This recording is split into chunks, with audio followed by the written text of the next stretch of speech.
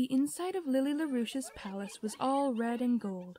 Crimson velvet curtains with gold embroidery hung in the windows, ancient and frayed. Far above, hundreds of scarlet candles burned in gold chandeliers, dripping wax onto the shaggy carpet. The party had moved inside, and the dancing had begun. A squid glided across the dance floor, its tentacles wrapped around a dainty geisha. A table of centipedes in tuxedos played whist, as a pack of witches and monkeys argued politics.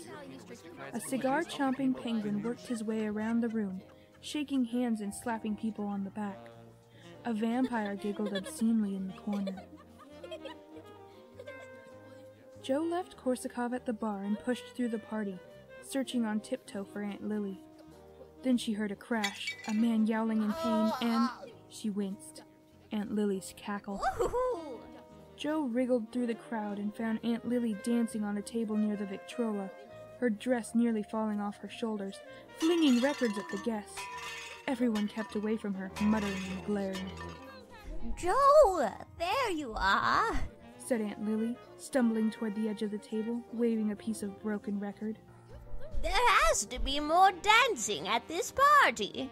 Yes, of course, said Joe, reaching up to help her down. Really, Aunt Lily? Easy. Don't you think it's time you go to bed? Bed? Who is the mother here? Slurred Aunt Lily, with the dazed but dangerous look Joe knew too well. I want more dancing. Why don't these people dance? It's a mystery. By the way, careful! Joe grabbed Aunt Lily's waist just in time to hold her up. By the way, did you invite a big Russian guy to the party? You say something, honey? Now, if you played the organ, we might have a real hootenanny on our hands. Come on, what do you say? Joe opened her mouth to argue, then gave a tight little smile and nodded. Whenever Aunt Lily got like this, there was little she could do but go along for the ride. Aunt Lily leaned on Joe, giggling, as Joe led her away and sat her down on the sofa.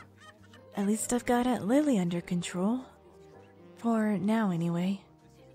Joe climbed up onto the organ, a Baroque machine with 5 keyboards, 50 pedals, and hundreds of little dials and switches.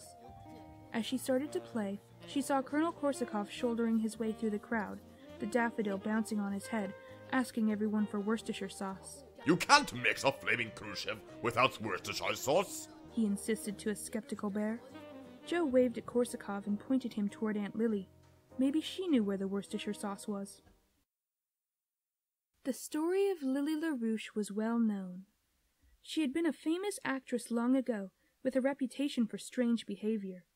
The tabloids knew she was good for at least one sensational rumor per week. Lily Larouche throws rodent at starlet. Lily Larouche arrested again for reckless hot air ballooning. Heartsick president shaves off own eyebrows in desperate bid to win Lily Larouche's love. The rumors usually proved true. Lily Larouche had hurled a live rat at another actress who had insulted her. For many years, her red-hot air balloon had been a nuisance over Los Angeles, regularly disrupting air traffic. And Lily Larouche still had on her desk, floating in a jar of formaldehyde, the lonely eyebrows of President Eisenhower. Then came the most mysterious headline. Lily Larouche disappears. She had vanished.